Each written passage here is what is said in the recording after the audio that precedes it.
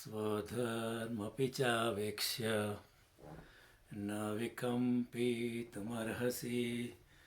धर्म्यात् हि युद्धात् श्रेयोऽन्य क्षत्रियस्य न विद्यते। भगवान कहते हैं तथा अपने धर्म को देखकर भी, अपने स्वभाव को देखकर भी, अपना इंट्रिंसिक स्वभाव जो है, अपना इंट्रिंसिक जो स्वधर्म है, अपनी इंट्रिंसिक जो साइकोलॉजिकल टाइप है, उसको देखकर भी, उसको मद्देनज़र रखते हुए भी तू भय करने के लिए योग्य नहीं है। अर्थात तुझे विकम्पन नहीं करना चाहिए, क्योंकि क्षत्रिय के लिए धर्म युद्ध से बढ़कर दूसरा कोई कल्याणकारी कर्तव्य नहीं है। भगवान कहते हैं आप क्षत्रिय हैं, आपके लिए सबसे कल्याणकारी, न केवल भौतिक जगत में, न केवल संसार में, न केवल बाहर के जगत में, लेकिन अंतर के जगत में भी, आपके लिए जो आध्यात्मिक जगत में भी आपके लिए कल्याणकारी इस कर्तव्य से ज़्यादा और कुछ नहीं है। तो कृष्ण बहुत गहन बात करते हैं, अपने स्वभाव के अनुसार जीना। Don't try to copy other people, don't listen to other people. अपना अंतरात्मा जो कहता है, अपना जो इंट्रिंसिक नेचर कहता है, अपनी जो आंतरिक अवस्था कहती है, उसका बाहर के साथ तालमेल करना है, और वो तालमेल से ही आपको आनंद आएगा, वही आपके लिए कल्याणकारी बनेगा, संसार में भी और अध्यात्म में भी। तो कृष्ण ये बात यहाँ कहते हैं। बाद में कृष्ण कहते हैं यदृच्छया च उपपन्नम स्वर्गद्वारम अपावृतम सुखिन क्षत्रिया पार्थ लभन्ते युद्धमिद्यसम। हे पार्थ, अपने आप प्राप्त हुआ, अनायासी से ये खुला हुआ है स्वर्ग का द्वार। इस प्रकार के युद्ध जो है भाग्यवान क्षत्रिय ही लोग ही पाते। सभी क्षत्रिय लोग को ऐसा धर्म युद्ध मिलता नहीं है, और तू पूरी जिंदगी ये तैयारी कर रहा है, और अभी तुझे सामने आकर ये अपॉर्चुनिटी मिली है, अवसर मिला है, तो तू भागने की क्यों सोचता है?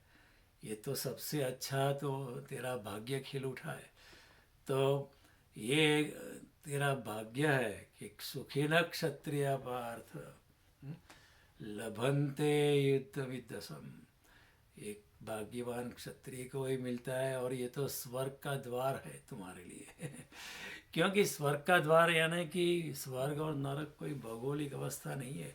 ऐसा नहीं कि स्वर्ग ऊपर है और नरक नीचे, ऐसा नहीं है। जो भी यात्रा हमें अंदर ले जाती है, हमारी आंतरिक यात्रा को, अंतर यात्रा को सघनता से संक्रामक बनाती है, वो स्वर्ग का द्वार है। और जो यात्रा में बाहर ले जाती है, संसार में भटका देती है, वो नरक का द्वार बन सकता है। लेकिन अगर भीतर स्वर्ग है, अगर आप भीतर हार्मनी में है, अगर आप भीतर एट इक्विलिब्रियम है, भीतर आप बड़े पीसफुल है, तो बाहर अगर नर्क भी होगा तो भी आपके लिए स्वर्ग बन सकता है। तो एक्सक्यूज मी, थैंक यू। तो अंदर बाहर का तालमेल जो है, अंदर जो है और बाहर जो हमें उसका तालमेल है, वो स्वर्ग का नाम है। ऐसा नहीं कि स्वर्ग मृत्यु के पश्चात मिलता है, ऐसी कोई बात नहीं कि परलोक मृत्यु के बाद है, ऐसा कुछ नहीं है। इहेव, भगवान कहते हैं इसी जगत में आपको स्वर्ग मिल सकता है। वही बात को भगवान 5वें अध्याय में भी कहते हैं इहेवते जितस्सर्गो येषां साम्ये स्थितं वनम निर्दोषमे समम ब्रह्म तस्मात् ब्रह्मणि ते स्थिता। जो अपने साम्यता में है, समदर्शी जो है, अंदर और बाहर जिसकी तालमेल है, जिसका संगीतपूर्ण तालमेल है, जो अंदर है बाहर वही जो करता है, स्वभाव के अनुसार बढ़ता है, स्वधर्म के अनुसार बढ़ता है, उसके लिए स्वर्ग ही स्वर्ग है। यह इसी जगत में जीतस सर्गो, पूरी प्रकृति को वो जीत लेता है। तो भगवान इसलिए ऐसी बातें करते हैं कि अर्जुन तू आत्मा की बात को छोड़, अब तेरा क्षत्रिय स्वभाव है, तू क्षत्रिय होकर ही पूर्णता को प्राप्त करेगा, तो भागने की बात न कर, ऐसा युद्ध हर क्षत्रिय को मिलता नहीं है। अथ चेत्त्वमिमं धर्म्य संग्रामं न करिष्यसि ततः स्वधर्म कीर्ति च हित्वा पापम वाप्स्यसि। किंतु अगर इस युद्ध धर्म युद्ध को तू युद्ध नहीं करेगा, धर्मयुक्त युद्ध को तू नहीं उसमें खेलेगा, तो स्वधर्म खोएगा, स्वभाव खोएगा और कीर्ति भी खोएगा और पाप को प्राप्त होगा। भगवान की बात बड़ी गहन है। भगवान कहते हैं तो फिर तू अपने स्वभाव से विचलित हो जाएगा, फिर कीर्ति भी खोएगा। और तेरे लिए तो कीर्ति का खोना बहुत बहुत हानिकारक है, क्योंकि तेरी कीर्ति जो है चारों ओर फैली हुई, अचानक तो अपकीर्ति को प्राप्त होगा तो psychologically you will B a very depress person. और फिर आप पाप को पाएंगे, अपना स्वधर्म नहीं निभाओगे, अपने स्वभाव के अनुसार नहीं बरतोगे तो आप दुख को पाओगे। और फिर पाप जो होता है वो दुख का परिणाम होता है। इंसान कई बार पाप करता है, दुख के कारण पाप कर देता है। तो भगवान कहते हैं कि स्वधर्म चुकेगा, कीर्ति भी चुकेगी और तू पाप में प्रवेश कर जाएगा। इससे तो अच्छा है तू अपना स्वधर्म निभा, युद्ध में उतर और अपना क्षत्रिय धर्म निभा, अपने स्वभाव के अनुसार बढ़। पूरा तेरा जन्म से तू क्षत्रिय है, तुम्हारी ट्रेनिंग जो है क्षत्रिय की है, तू दिन रात यही करता रहा है। तेरे से ध्यान वगैरह होने वाला नहीं है, तेरे से ये पंडिताई की बातें होने वाली नहीं है। इसलिए तू इससे तो विचलित मत हो, अपने स्वभाव में रह। अकीर्ति चापि भूतानि कथयिष्यन्ति ते अव्ययाम संभावितस्य च कीर्ति मरणात् अतिरिच्यते। सब लोग तेरी बहुत काल तक, लंबे काल तक रहने वाली अपकीर्ति का कथन करेंगे। For hundreds of years people will talk about your idiotic behaviour. तो अपकीर्ति तुझे लगेगी। और माननीय पुरुष के लिए संभावितस्य, तू तो माननीय इंसान है, तेरे जैसे पुरुष के लिए अपकीर्ति जो होती है वो मरण से भी बेहतर है। इससे तो मर जाना अच्छा अपकीर्ति पाने से, क्योंकि तू तू क्षत्रिय है, तेरे लिए मान सम्मान बहुत बड़ी बात रखती है। कोई और होता तो ठीक है, मान मिले सम्मान मिले, लेकिन तू क्षत्रिय, तेरा ब्लड है, क्षत्रिय स्वभाव है, मैन ऑफ एक्शन है। और तेरे लिए अगर अपकीर्ति होगी तो it's like dying here while you are alive, to be dead while you are alive. एक मुर्दे की तरह जिएगा फिर।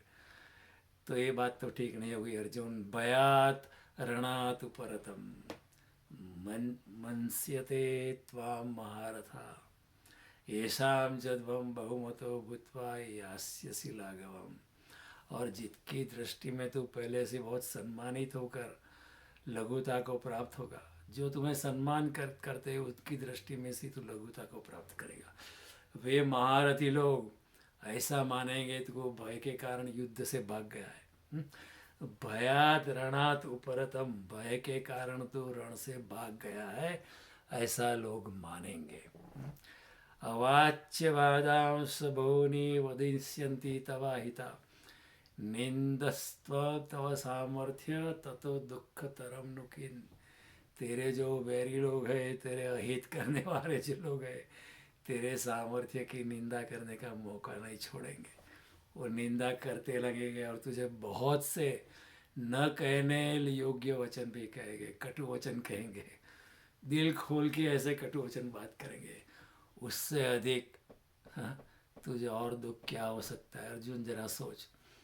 और फिर भगवान कहते हैं तो वह प्राप्स्यसि स्वर्ग जित्वा वा मोक्ष्यसे महिम तस्मात् उत्तिष्ठ कौन्तेय युद्धाय कृतनिश्चय। अगर तू युद्ध में मारा जाएगा तो स्वर्ग को प्राप्त होगा, क्योंकि तू अपने कर्तव्य से मर रहा है, अपने स्वधर्म में मर रहा है। तो स्वधर्म में मरना भी आनंद है। और संग्राम में अगर जीतेगा तो फिर पृथ्वी का राज्य होगा, उसमें भी क्षत्रियता रहेगी। राज करना एक क्षत्रिय का स्वभाव है, मरना भी युद्ध में अच्छे काम के लिए वो भी स्वभाव है। तो दोनों ओर से अच्छा ही है तेरे लिए। तो उस युद्ध में लड़कर मरेगा तो भी स्वर्ग है, और जीतेगा तो भी स्वर्ग है, क्योंकि राज्य करना, नेतृत्व लेना, लोगों का रक्षण करना, न्याय देना, अपने साम्राज्य का रक्षण करना, ये भी एक क्षत्रिय का स्वभाव है। तो इस कारण हे अर्जुन, फ्रॉम बोथ एंगल्स, तू युद्ध के लिए निश्चय करके खड़ा हो जा। हाँ? तस्माद उत्तिष्ठ, खड़ा हो जा। ये क्यों रो रहा है? युद्धाय कृत निश्चय, दृढ़ निश्चय करके तू खड़ा हो जा। भगवान यहाँ बड़ी मनोवैज्ञानिक बात करते हैं, बहुत मनोवैज्ञानिक। मैंने कल आपको बताया कि अपने अपने स्वभाव में रहना ही मनुष्य का फूल खिलता है। आप अगर एक संगीतकार है तो फिर आप दूसरी, आप एक प्लम्बर मत बन जाओ। आप कर पाओगे, प्लम्बिंग या इलेक्ट्रिकल वर्क कर पाओगे, आप शायद बुद्धिमान भी हो, यू में भी ऑलराउंडर, लेकिन एक चीज़ होती है जिसमें आपको आनंद आता है। तो फिर संगीत में आनंद आया तो फिर संगीत में डूबो। ठीक है, घर में कोई बार प्लम्बिंग का काम खड़ा हो जाता है तो कर लिपटा लो उसे, लेकिन संगीत में आनंद आता है तो संगीत करो। वैन गोग एक पेंटर था, भूख से मरता था लेकिन वो पेंटिंग नहीं छोड़ता था। उसके ज़माने में उसकी कोई कदर नहीं थी, आज उसके पेंटिंग $1-1 मिलियन में बिक सकते हैं। वो ज़माने में उसको तो खाने पीने का भी प्रॉब्लम था, लेकिन फिर भी ज़िंदगी भर वो पेंटिंग करता रहा। रविंद्रनाथ टैगोर को घर में ही कटु वचन सुनने मिलते थे, ये क्या कविता से कुछ होने वाला नहीं है, क्या कविता लिख लिख करता है, उसमें कुछ मिलने वाला नहीं है। लेकिन उन्होंने अपने स्वभाव में रहा, उन्होंने किसी की नहीं सुनी। ठीक है, माँ भी उसको पसंद नहीं करती थी, बाप भी नहीं पसंद करते थे, दूसरे भाई बहन थे वो भी पसंद नहीं करते थे। फिर भी रविंद्रनाथ अपने फील्ड में रहे, और आज तो दूसरे भाई बहनों को, उनके माँ बाप को सब लोग भूल गए, लेकिन रविंद्रनाथ को लोग याद करते हैं कि नोबेल प्राइज़ विनर की तरह। तो स्वभाव में रहना भगवान कहते हैं, आपका जो भी साइकोलॉजिकल टाइप है। इधर वर्ण व्यवस्था में कोई भेदभाव नहीं है, ये कोई किसी को शोषण करने का माध्यम नहीं है, इसमें कोई ऊपर है या कोई नीचे है, ऐसा भी नहीं है। ऐसा नहीं कि ब्राह्मण ऊपर है या क्षत्रिय फिर है उसके बाद वैसे, उसके बाद ऐसी कोई व्याख्या नहीं है। And there was freedom to cross, you may be born in a kshatriya family, you may do a brahman type of work. Later on it became rigid, that was bad. तो भगवान बुद्ध, भगवान महावीर, कृष्ण का खुद एग्जाम्पल लो, भगवान राम का example लो, वो सब क्षत्रिय घराने में पैदा हुए, लेकिन वो क्षत्रिय का भी काम किया, ब्राह्मण का भी काम किया। और परशुराम जन्मे थे ब्राह्मण परिवार में, लेकिन उन्होंने क्षत्रियता का काम किया। तो ऐसा कोई मर्यादा नहीं थी पहले, आप क्रॉस कर सकते थे। और उसमें भी एक विज्ञान था, मैंने कल आपको बताया कि ब्राह्मण आत्मा, जब कोई ब्राह्मण व्यक्ति मरती है तो वो भी चाहता है कि अगला जन्म फिर एक ब्राह्मण परिवार में हो, ताकि उसकी यात्रा फिर से आगे बढ़े, संक्रामकता को ले, it gathers more momentum, more acceleration, ये दृष्टि थी।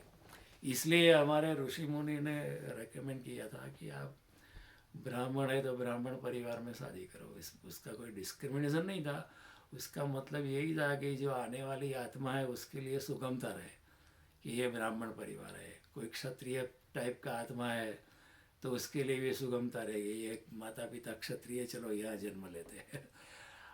कर्मों के अनुसार जन्म होता है, लेकिन आत्मा भी अपने तय प्रयास तो करती है, और आत्मा के लिए सिर्फ संकल्प काफ़ी होता है, उसको कृत्य में नहीं जाना पड़ता है। हम जब शरीर में होते हैं तो हमें संकल्प भी करना पड़ता है और कृत्य भी करना पड़ता है, तभी जाके वो अचीवमेंट होती है। लेकिन आत्मा के लिए संकल्प, जोर से संकल्प, प्रगाढ़ संकल्प आत्मा के तौर पर कोई करता है तो वो हो ही जाता है, ये प्रकृति का नियम है। तो ये जो चीज़ है समझने जैसी है कि हमारे ऋषि मुनि ने वर्ण व्यवस्था में जन्मों जन्मों की यात्रा के बारे में सोचा था, और इसलिए बड़ी वैज्ञानिक बात थी। लेकिन समयांतर से जब बहुत काल चल चुका, तो काल के जाने से पूरी जो सिस्टम होती है वो बिगड़ सकती है ना, हर सिस्टम ऐसी हो जाती है।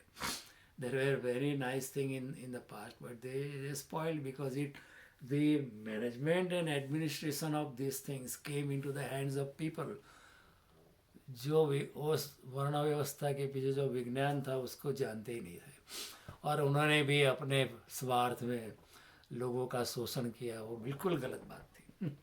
अब बिखर गई नहीं, इसलिए वर्ण व्यवस्था, लेकिन उसमें भी विज्ञान था। तो भगवान का कहना है, और वो इंडस्ट्रियल साइकोलॉजी है। आज भी इंडस्ट्रियल साइकोलॉजी वही कहते हैं कि आपको जो पसंद है वो करो, ऐसे समय बर्बाद मत करो। मैंने कल आपको बताया कि मेरा एक चार्टर्ड अकाउंटेंट दोस्त है, उसका बेटा उसने छोड़ दिया उसको ज़बरदस्ती करना। उसकी साइको एनालिसिस की, there was a very very nice very intelligent lady psychologist in India, and she suggested let him be a jeweller, उसको ज्वेलरी में बनाओ। एंड देन ये उसकी उसकी पूरी प्रकृति खिल उठी है उसमें। Otherwise it is a torture.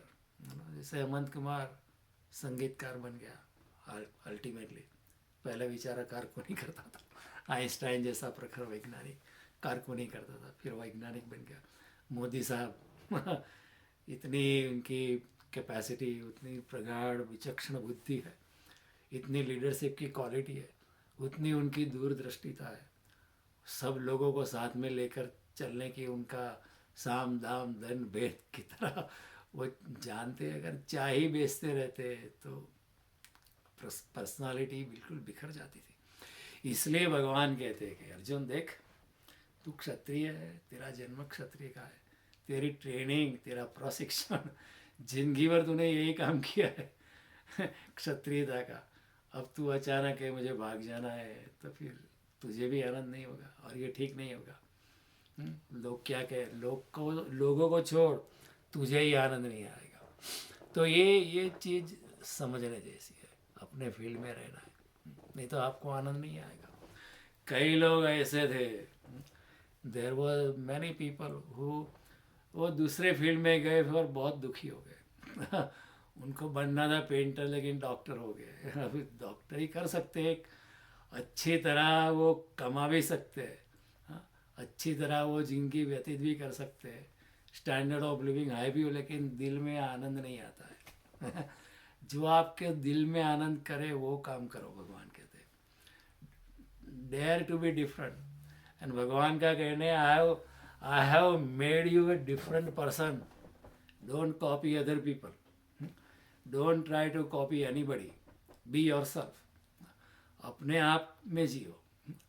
तो everybody is different in this planet, 7 billion people on the planet, everybody is different, even identical twins are different on many counts। तो भगवान कहते हैं कि जो आप, जिसके लिए आपका जन्म हुआ है उसी प्रकृति के अनुसार आप जियो, आपको आनंद आएगा। गुणा गुणेषु वर्तन्ति इति मत्वा न सज्जते, गुण ही अपने प्रकार काम लेते हैं ऐसा मानकर जो कर्मयोगी है वो अभिमान नहीं करता है कि मैंने कर्म किया है। वो आपको जो गुण दिए हैं भगवान ने, उसी के हिसाब से आपका कर्म होता है। तो ये सोचने जैसी बात है। और क्षत्रिय जो है वो कभी भी डरता नहीं। मौत जो है बिल्कुल विचारणी नहीं है, मौत सामने खड़ी होती है, लेकिन क्षत्रिय कभी डरता नहीं है। अर्जुन को यही कहते हैं भगवान, तू क्यों डरता है, तू तो क्षत्रिय है। क्षत्रिय कभी मौत कभी विचारणी नहीं, वो सोचता ही नहीं मौत के बारे में। They never ever think of that, you know. तो एक बार एक चीन में, मैं आपको एग्जांपल देता हूँ, चीन में एक धनुर्धर था एक गांव में।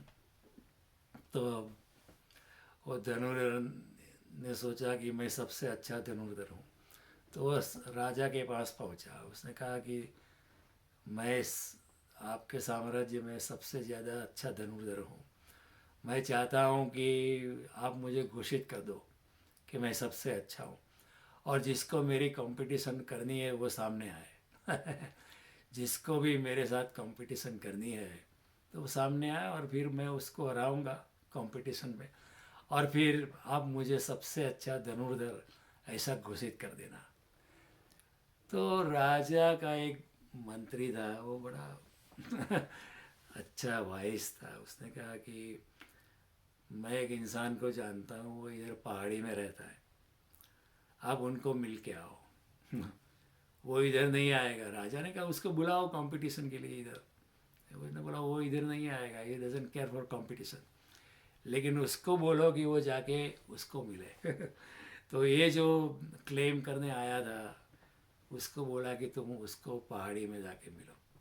तो वो उसको मिलने गया, उसके साथ वो 1 महीना रहा। उसने सोचा कि अरे मैं तो कुछ नहीं जानता हूँ, ये तो बूढ़ा इतना जानता है, इतना जानता है, मुझे इससे बहुत सीखना पड़ेगा। 3 साल तक उसने ट्रेनिंग ली उसके साथ, 3 साल। हाँ, इतनी ट्रेनिंग ली। तो फिर उसने सोचा अभी मैं श्रेष्ठ धनुर्धर बन गया हूँ। कई लोग ऐसे होते हैं, अपने आप को श्रेष्ठ बताने के लिए वो कुछ भी कर सकते हैं। तो उसने सोचा कि अभी मैंने इससे पास के सब कुछ सीख लिया है, अब मैं फिर से राजा के पास जाता हूँ और कहता हूँ कि मुझे श्रेष्ठ धनुर्धर घोषित कर दो, लेकिन अगर ये कंपटीशन में आ गया तो मैं हार जाऊँगा। तो उसने सोचा उसकी हत्या कर देता हूँ, अपने गुरु की ही हत्या कर देता हूँ। ऐसा कहा। तो गुरु भी ऐसे होशियार होते हैं, शिष्यों से थोड़ा सा बचा के रखते हैं। हर गुरु को शिष्यों से थोड़ा सा बचा के रखना पड़ता है। कई बार शिष्य को अहंकार आ जाता है और गुरु की हत्या का उसने प्लान कर दिया।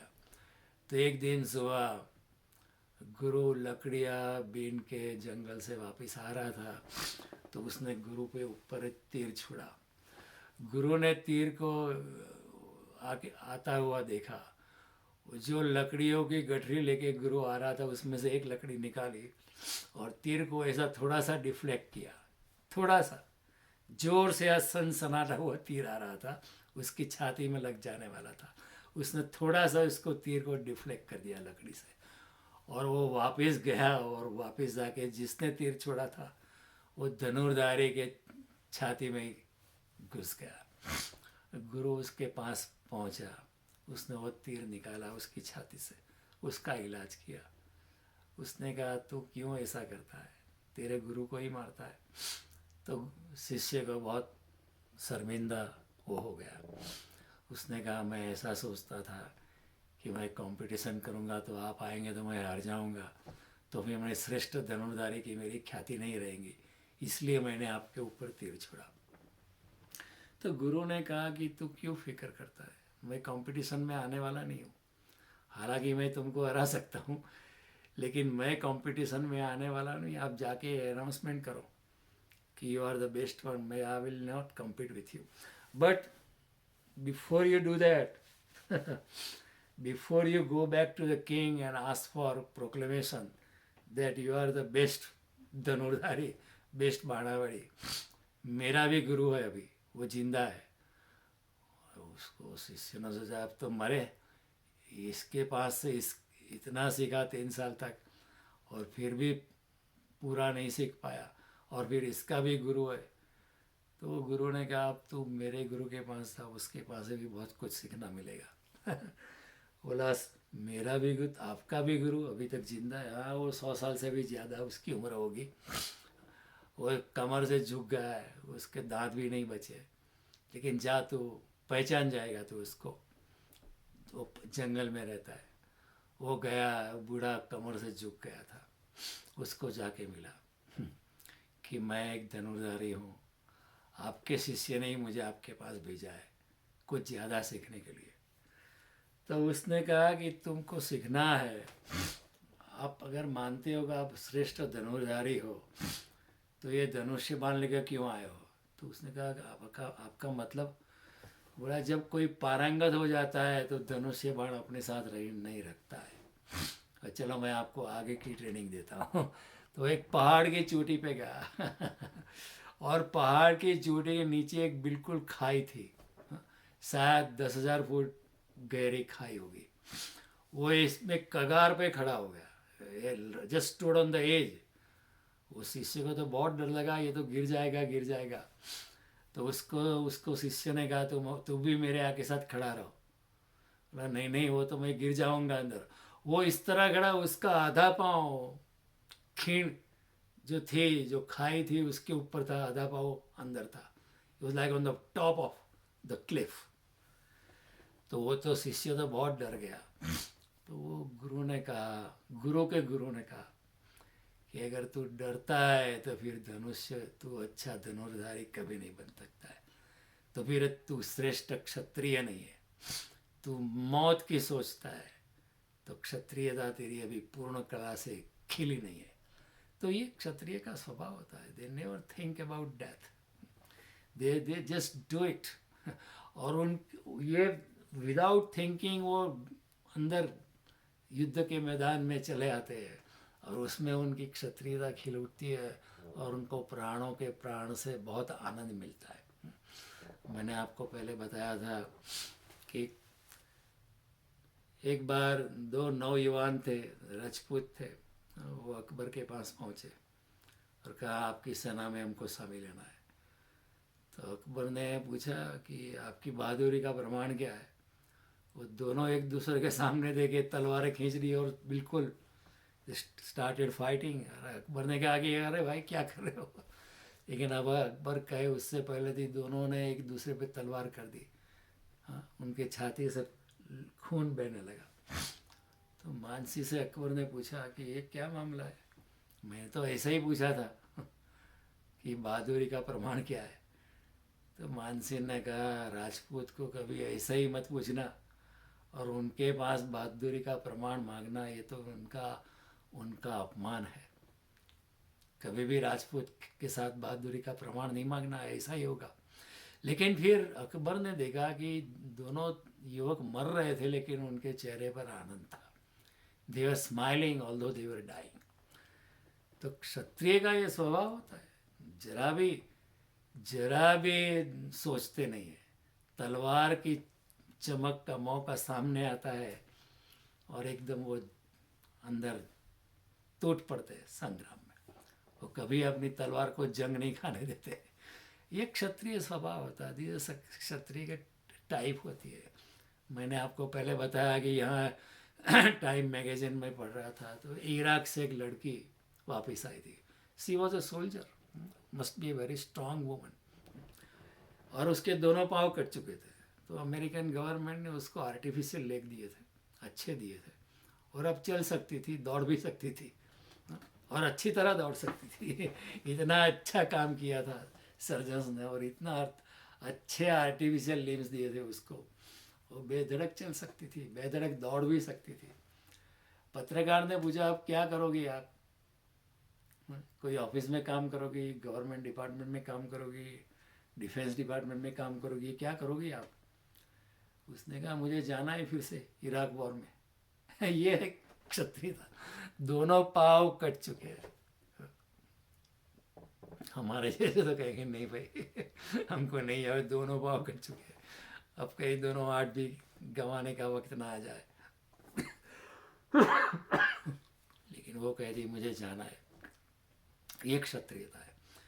तो भगवान कहते हैं अर्जुन तो ऐसा ही है, लड़ने वाला है। हाँ।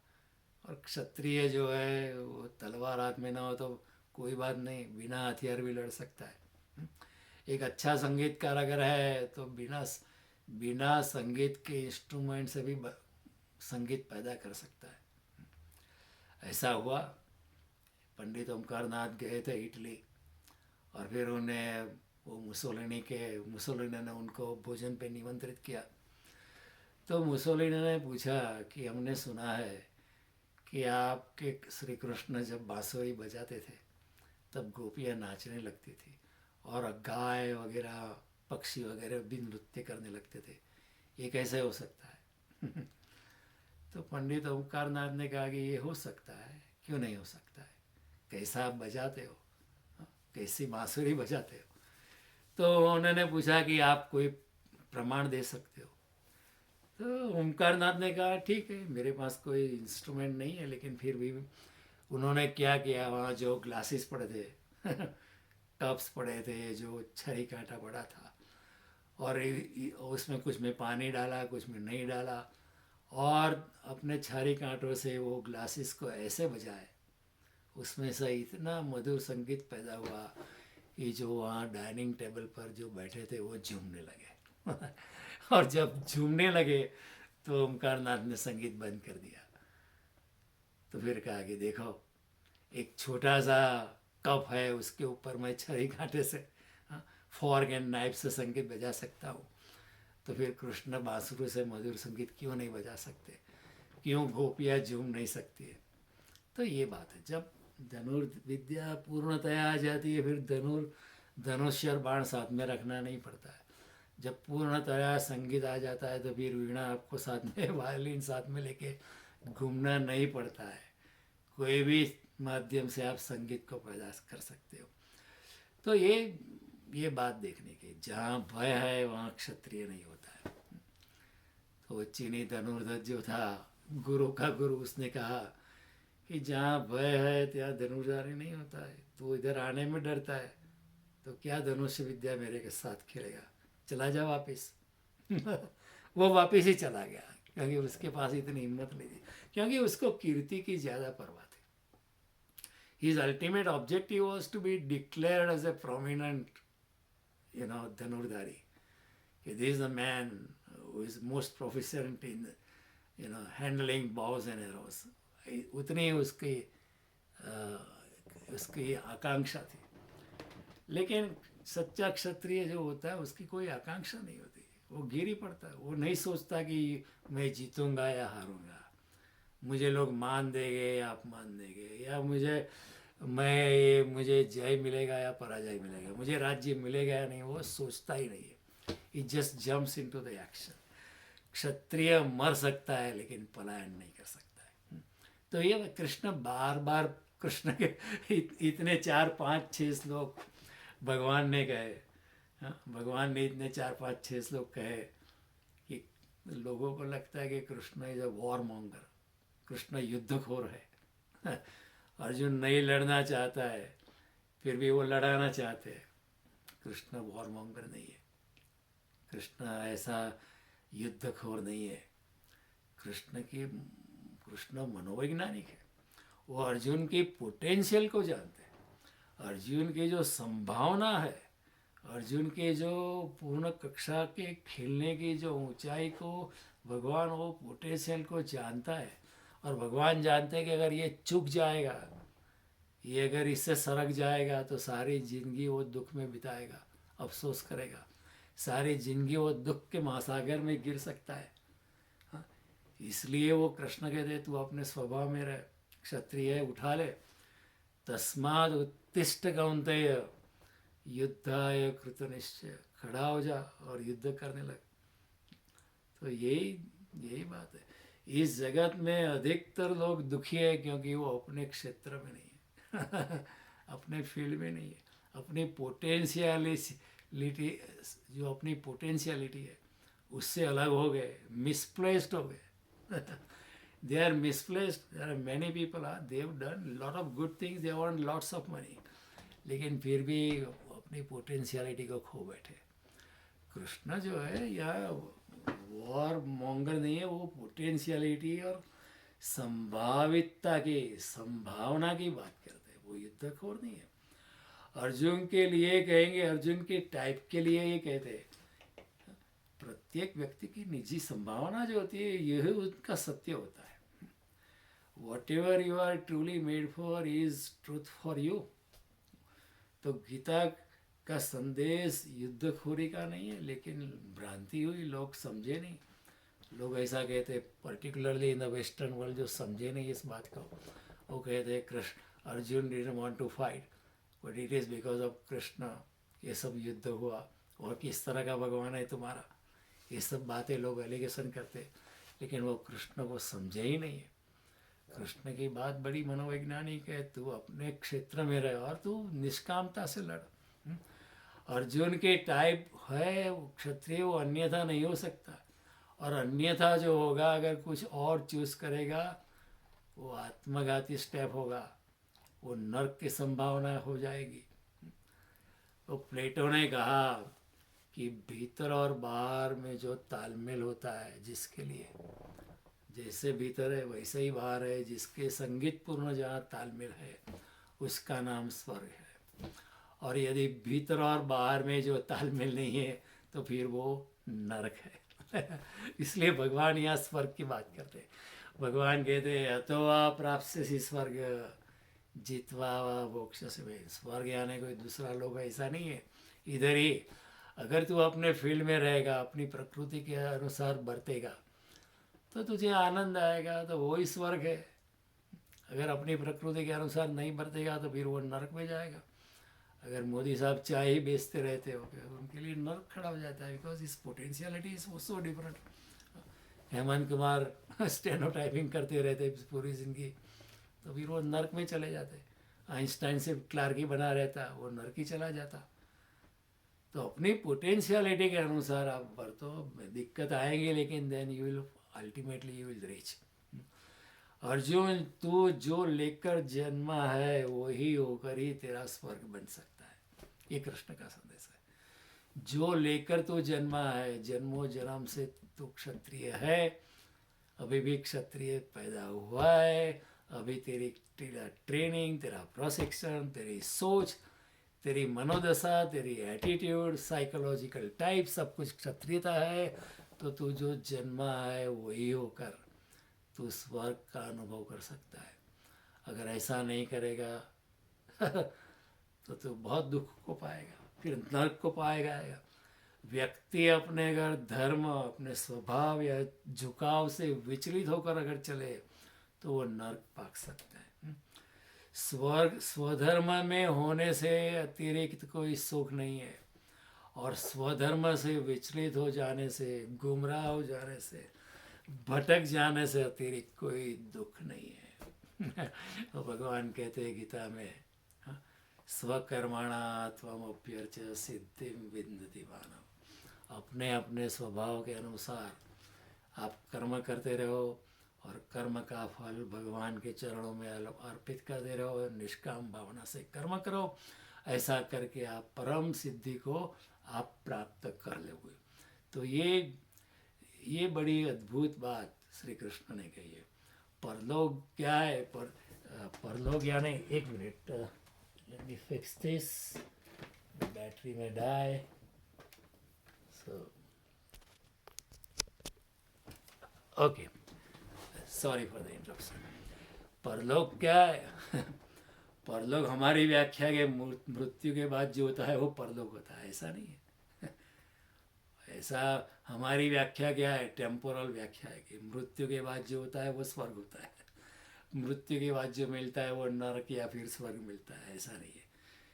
इधर ही स्वर्ग और मृत्यु होगा। अगर आप अपने तरह जीते हो, अंदर से जीते हो, तो स्वर्ग है। आप अपने स्वभाव से विपरीत जाते हो तो फिर नरक है। परलोक की हमारी व्याख्या जो होती है वो मृत्यु के बाद की टेम्पोरल है, नो। इहलोक और परलोक जो है वो इधर ही है, युगपथ है, टाइम में नहीं है, समय के विभाजन में नहीं है। बाहर से मिलने वाला जो लोक है वो इहलोक है, संसार है, दृश्य है, व्यक्त है।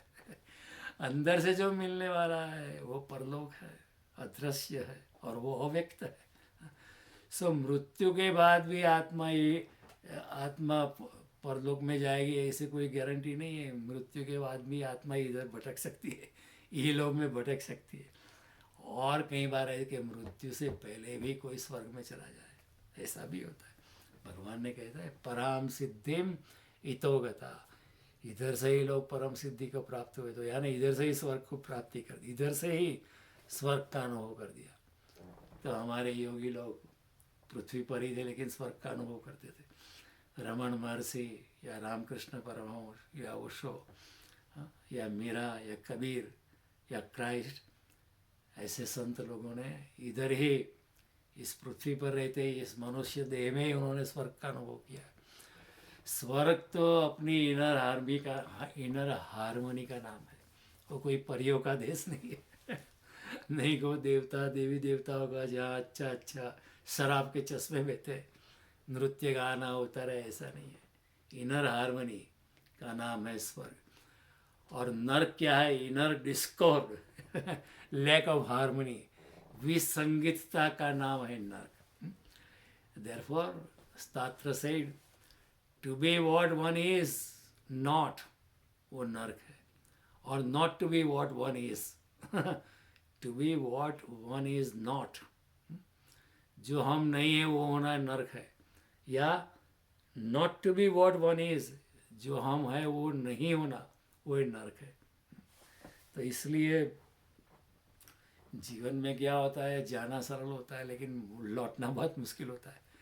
इसलिए स्वधर्म से चूक जाना बहुत सरल है, परधर्म से लौटना बहुत मुश्किल है। इसलिए सावचेत रहना है। अर्जुन ऐसे ही नर्क में खड़ा है वो घबरा गया, तो भगवान कहते हैं कि अर्जुन फिक्र मत कर, मैं कहता हूँ कूद जा तो वह प्राप्त से स्वर्ग जित्वा व मोक्ष से मैं महेम तस्मात् उत्तिष्ठ कौन्तेय युद्धाय कृतनिश्चय। एक अब्राहम मैस्लो नाम का साइकोलॉजिस्ट था, उसने कहा पीक एक्सपीरियंस इज हेवन। आपको जो पूर्ण अनुभव अगर होता है अंतर, तो वो स्वर्ग है। एंड पीक एक्सपीरियंस जो होता है it can vary from person to person. आपकी टाइप कैसी है? अर्जुन का पीक एक्सपीरियंस लड़ने से होता है, महावीर का पीक एक्सपीरियंस ध्यान से मिल सकता है, बुद्ध का पीक एक्सपीरियंस ध्यान से मिल सकता है, मीरा का पीक एक्सपीरियंस नृत्य में संगीत में मिल सकता है, भगवान की भक्ति में मिल सकता है, नरसिंह का पीक एक्सपीरियंस अपने प्रभातिया लिखने में, उसको गाने में और परमात्मा की शरणागति भी मिलता है। हर इंसान की अनुभूति तो एक ही होती है, लेकिन उसके मार्ग अलग होते हैं। चैतन्य महाप्रभु नाचते गाते पहुँचते, मीरा नाचती गाती पहुँचती है, महावीर नाच नहीं सकते हम कल्पना भी नहीं कर सकते कि महावीर नाचेंगे। मीरा नाच नहीं सकती, मीरा नाच सकती है, बुद्ध नाच नहीं सकते हम कल्पना भी नहीं कर सकते कि बुद्ध नाचेंगे, वो कहेंगे ये हमसे नहीं होगा तो ये जो शिखर की अनुभूति है हर इंसान को अलग अलग मार्गों से होती है, क्योंकि व्यक्ति की टाइप अलग होती है, व्यक्ति की साइकोलॉजिकल टाइप होती है। तो बुद्ध अलग ढंग से पहुँचते हैं, महावीर अलग ढंग से पहुँचते हैं, मीरा अलग ढंग से, शंकराचार्य कोई अलग रास्ते से पहुँचते, चैतन्य कोई अलग रास्ते से पहुँचते। हर इंसान का रास्ता अलग है। तो भगवान कहते हैं अर्जुन तेरा रास्ता, तेरा जो रास्ता है क्षत्रियता में, तेरा जो रास्ता है युद्ध की असुरक्षा में, अनिश्चितता में, कि यहाँ कोई गारंटी नहीं तू जीतेगा हारेगा, जब सांस रुक जाएगी ऐसी मोमेंट्स आएगी, अभी मरा अभी जीता, अभी बचा अभी मरा, ऐसी अनिश्चितता में तेरी क्षत्रियता खिलेगी। तो शिखर की अनुभूति जो है हर इंसान की अलग होती है, लेकिन अनुभूति जो होती है, आनंद का जो अनुभव होता है वो एक ही होता है। हर इंसान का मार्ग अलग होता है, लेकिन अनुभूति तो एक ही होती है। क्षत्रिय अपनी क्षत्रियता से पहुँचता है, कोई अपना ब्राह्मण जो होता है ब्रह्मगुण से बहता है, कोई शूद्र होता है जो सेवा के मार्ग से पहुँच सकता है। अनंत मार्ग होते हैं, क्योंकि ये भगवान अनंत है हरि अनंत, हरि कथा अनंत। इफ गॉड इज अनलिमिटेड तो उसको पाने के लिए मार्ग भी अनलिमिटेड है, क्योंकि हर व्यक्ति अलग है ना। 7 billion people, everybody is different. तो तुम्हारा रास्ता, हमें अपना रास्ता खुद चुनना है। हमारी पगडंडियाँ हमें खुद बनानी पड़ती है, किसी और की पगडंडी पे नहीं चलने का, अपनी पगडंडी खुद बनानी। तारी हाकस होने जो कोई ना आवे तू एकलो जाने रे, रविंद्रनाथ ने जो लिखा है। अकेला चले जा, अपने मार्ग पे जा, दूसरों की नकल मत करना, नकल में अकल नहीं है। और ये अवसर कभी आएगा नहीं, भगवान कहते हैं ये अवसर कभी आने वाला नहीं है। अर्जुन को ऐसा अवसर कभी नहीं मिलेगा जहाँ जीत इतनी अनिश्चित है, जहाँ हार भी इतनी अनिश्चित है, जहाँ इतनी चुनौती है। चुनौती की पीड़ा में, चुनौती की प्रसव में, चुनौती के वेदना में अर्जुन का फूल खिल सकता है अनिश्चितता है। जहाँ जीत सुनिश्चित हो वहाँ अर्जुन को मजा नहीं आएगा। वहाँ जो जानता है कि ये तो हम जीत ही जाएंगे, बहुत आसानी से जीत जाएगा। लेकिन यहाँ ये युद्ध भी अनोखा युद्ध है। यहाँ उनको लड़ना था भीष्म पितामह के सामने, अपने गुरु द्रोणाचार्य के सामने, इतनी आसान बात नहीं थी। इतनी अनिश्चितता में कृष्ण जानते हैं अर्जुन का फूल खिलेगा। इसलिए भगवान कहते हैं तू क्षत्रिय बनकर और तू जा, मैं तेरे साथ खड़ा हूँ, मैं तेरे साथ हूँ ना, फिक्र क्यों करता है तू? अपना पूरे दिल से, पूरे दिमाग से तू क्षत्रिय होकर अपनी तलवार के चमक में, अपने धनुष्य विद्या में तू जा, कूद पड़, और जीवन और मृत्यु के बीच में तेरा फूल खिलने वाला है। बाहर के जगत में तभी स्वर्ग मिल सकता है जब भीतर स्वर्ग हो। लेकिन भीतर के जगत में अगर भीतर से कोई हारमोनी में नहीं है, भीतर से जो कोई अशांत है, बाहर स्वर्ग भी होगा तो भी वो अशांति रहेगा। अगर भीतर हारमोनी नहीं है, भीतर एक संगीतपूर्ण तालमेल नहीं है, भीतर अगर शांति नहीं है, तो बाहर का जगत कितना भी अच्छा हो, कितना भी महल में इंसान रहता हो, कितना भी शांत हो जगह बाहर का हो, फिर भी उसको आनंद मिलने की संभावना नहीं है। इनर एकॉर्ड होना चाहिए, इनर हारमोनी होनी चाहिए। जो इनर हारमोनी में है, बाहर नर्क भी है तो भी वो स्वर्ग बन जाता है। ये संभव है कि बाहर के जगत में नर्क भी हो, लेकिन अगर भीतर स्वर्ग हो तो बाहर भी स्वर्ग अपने आप बन जाता है। भीतर स्वर्ग हो तो बाहर का नर्क भी नर्क मालूम नहीं पड़ता है। लेकिन अगर भीतर नर्क हो, भीतर अगर लैक ऑफ हारमोनी हो, तो फिर बाहर का स्वर्ग भी नर्क बन सकता है, बाहर का स्वर्ग भी स्वर्ग नहीं बचता है। तो हम जीते हैं भीतर से, कृष्ण का यही कहना है, इंसान भीतर से जीता है। भीतर की अवस्था से बाहर के जगत का पदार्थ का अनुकूल या प्रतिकूल अनुभव होता है। जैसे भीतर की अवस्था होती है, भीतर क्षत्रियता होती है, तो उसी तरह आपके लिए बाहर का जगत जो होता है वो ऐसे अनुकूल या प्रतिकूल बन जाता है। जो भीतर है वो वही बाहर फैलता है। What that watches inside और पावर्स द आउटसाइड। लेकिन हम उल्टा करते हैं कई बार, we let the outside prevail upon inside, and फिर हम नर्क को पाते हैं। Let the inside inner self, let the inner, आपकी जो प्रकृति है, गुणा गुणेषु वर्तन्ति, उसको खेलने दो, वो बाहर को ये ओवर पावर कर देगी, फिर आपकी जीती जीत है, आपको आनंद ही आनंद है। लेकिन अगर बाहर की कंडीशन को आप अपने अंदर का जो स्वभाव है, अंदर का जो स्वधर्म है, उसके ऊपर ओवर पावर करने दोगे, फिर नरक का निर्माण अपने आप हो जाता है।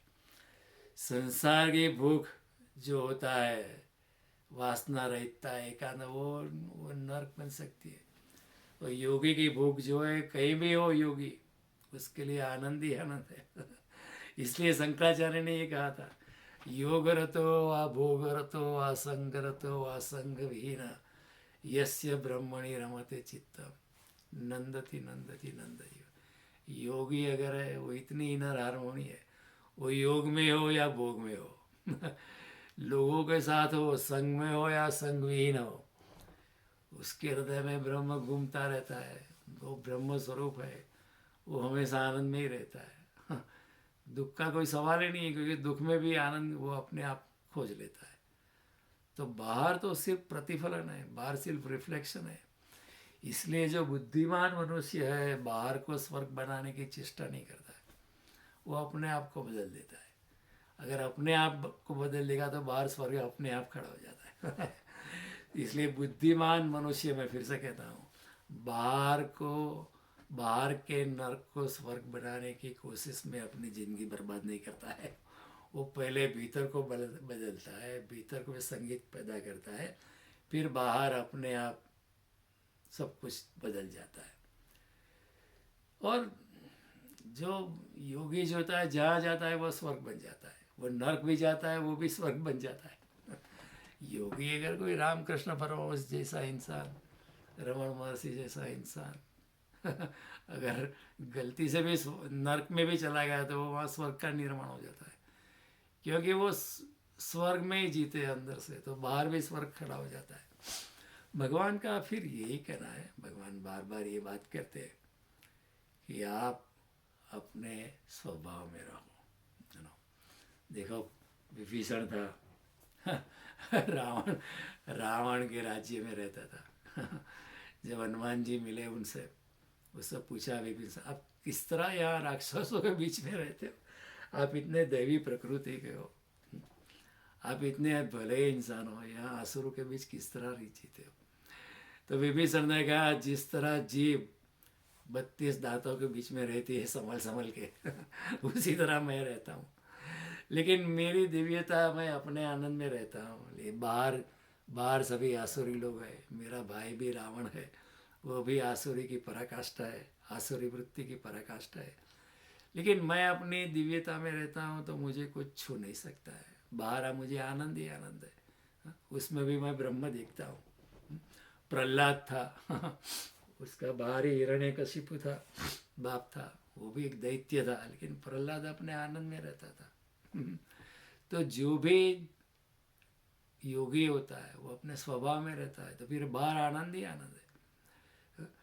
तो हर इंसान का मार्ग अलग होता है। अर्जुन का मार्ग है क्षत्रियता, मीरा नाच के पहुंचती है, महावीर त्याग से पहुंचते हैं, अहिंसा से पहुंचता है, कोई संगीत से पहुंच सकता है। संगीत भी एक साधना है। और संगीत से भी परमात्मा का तारतम्य मिल सकता है। शंकराचार्य ब्रह्म से पहुंच सकते हैं, बुद्ध शून्यता से पहुंचते हैं। तो इसलिए बुद्धिज्म कहते हैं पूर्णमद पूर्णमिदम पूर्णात् पूर्णमुदच्यते। सब कुछ शून्य है या सब कुछ पूर्ण है, जो भी कहना चाहो। तो फिर शंकराचार्य कहते हैं ब्रह्म सत्य जगत मिथ्या, पर ब्रह्म ही सत्य है, सब कुछ पूर्ण है। तो शंकराचार्य का मार्ग पूर्णता का है, बुद्ध का मार्ग शून्यता का है। क्योंकि इंसान अलग है ना, साइकोलॉजिकल टाइप अलग है, लेकिन दोनों पहुंच जाते हैं। तो भगवान का यहाँ कहना है कि जो आप है वो बने रहिए। आपको संगीत अच्छा लगता है, आप संगीत में डूबो। आपको सुथारी अच्छी लगती है तो कारपेंटर बन जाओ। अगर आपको चमार का काम करना तो भी चमार बन जाओ, ठीक है। जो भी करो प्रेम से करो, जो भी करो भक्ति से करो। कबीर थे, उनका आत्मज्ञान हुआ, लेकिन फिर भी वो अपनी चद्दर बनाने का काम जारी रखा था।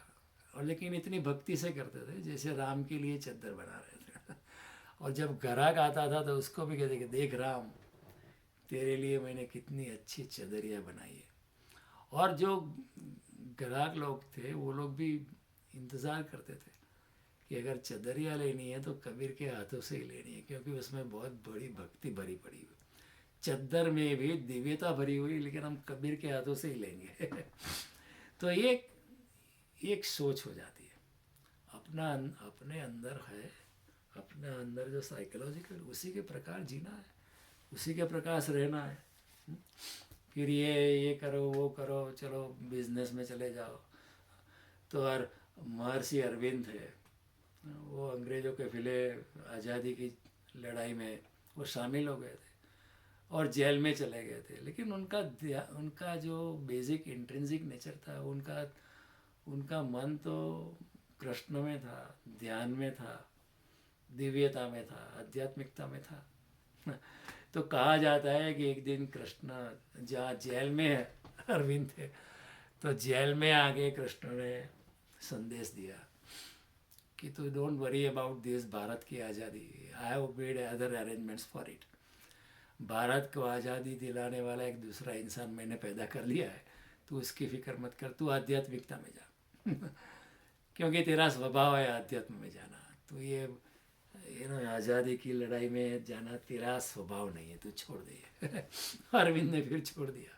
और फिर क्या हुआ, हमको महर्षि अरविंद मिले। उन्होंने सावित्री ग्रंथ लिखा है, ध्यान किया, वो परम पद को प्राप्त हो गए। तो भगवान का यही कहना है, अपना अपना कर्म करो, अपने अपने कर्म में निपुणता से, भक्ति से, निष्काम भावना से कर्म करते रहो, तो आप परम ऊंचाई में पहुँचोगे, आपको आनंद मिलेगा। और जितना आनंद मिलेगा वो आप मेरे नज़दीक आओगे, क्योंकि मैं खुद आनंद स्वरूप हूँ। More blissful you are, more closer you will be to me, because I am nothing but bliss.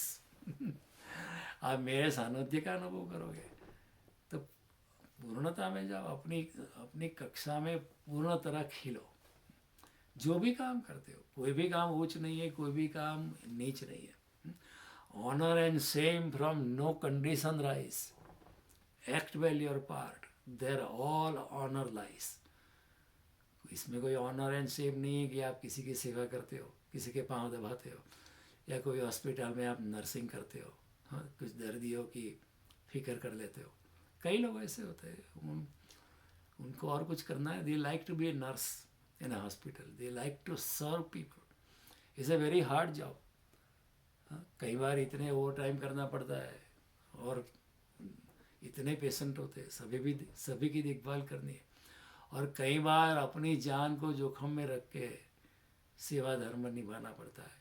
आपने कोरोना में देखा ना, so many nurses lost their life, so many doctors lost their life, but they could not think otherwise. इतना risk था, लेकिन most of the doctors, we must proudly say, we must even say this with lot of humbleness, so many doctors, they knew that there is a risk of life। पूरी डॉक्टरी किए, पूरा इंसान family से चला जाएगा इतनी पढ़ाई के बाद, इतने एक्सपेंसिव उन्होंने काम किया है, डॉक्टरी बनने से पहले इतना खर्चा किया है, लोन लिया है, लेकिन मर सकता हूँ, फिर भी उन्होंने अपना स्वधर्म नहीं छोड़ा।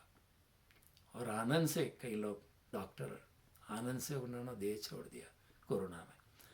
तो भगवान ने कहा ये करना है तुमको, जहाँ आनंद आए। कई नर्सेज ऐसी है, और आजकल तो मेल नर्स भी होते हैं, they just like to serve people. तो ये शूद्र धर्म है, तो उसमें कोई ये स्वभाव है उनका, ये कोई नीच नहीं है। हाँ, सभी लोग समान है। Everybody is equal from a social justice point of view. हाँ, they are different, they are made different, that's another thing. But made different doesn't mean कि यू आर हायर और लोअर देन एनीवन एल्स। अपने अपने ढंग से जीने में आप पूर्णता को प्राप्त कर सकते हो। यही कृष्ण का संदेश है, यही कृष्ण की अल्टीमेट बात है। और ये इतनी बड़ी गहन साइकोलॉजी, अभी तो दुनिया में यही बात चलती है। हाँ, इंडस्ट्रियल साइकोलॉजी वही है ना आजकल। ऐसा नहीं कि चलो कहाँ पढ़ाई करनी है स्कूल के बाद, नहीं, आपकी रुचि क्या है, रुचि के अनुसार जाओ। And even the educational counselor also recommend you, educational psychologist also give you recommendation कि ये करने में आपको आनंद आएगा, आप ये करो। मत जाओ दूसरा इंसान यहाँ वहाँ गया है, जर्नलिज्म करता था, आप भी जर्नलिज्म करो, ऐसा नहीं। आपको क्या अनुकूल है, आपका स्वभाव क्या है, what is your inbuilt inner intrinsic nature, उसी के हिसाब से आप चलो, अपना जीवन व्यतीत करो। और उस करते करते भगवान के चरणों में अपना ध्यान करके अपने कर्म को भगवान को अर्पित करके चलोगे, तो फिर आप परम गति को प्राप्त हो ही जाओगे। तो ये कृष्ण का संदेश है। अर्जुन बात नहीं समझ पाया, आत्मा परमात्मा की उच्च कक्षा की बात, तो कृष्ण नीचे उतरा है। लेकिन कृष्ण जो बात कहते हैं वो भी कोई कम नहीं है। ये स्वधर्म की बात बड़ी गहन बात है। अधिकतर पृथ्वी पर लोग दुखी है क्योंकि वो अपने धर्म में नहीं है, अपने स्वधर्म में नहीं है, अपने स्वभाव में नहीं है। पैदा हुए किसी और चीज़ के लिए, कर कुछ और रहे इसलिए वो दुखी है। अधिकतर लोग इस पृथ्वी पर दुखी है क्योंकि पैसे की लालच में कुछ और कर रहे हैं मैंने भी वो किया दुखी पैदा होगा ना। जब अगर आप अपने स्वभाव के अनुसार बरतोगे, पैसा कम कमाओगे लेकिन आनंद बहुत आएगा, आपकी लॉन्जिटिविटी बढ़ जाएगी और आपको परम अनुभव होगा और परमात्मा के आप प्यारे बन सकते हो।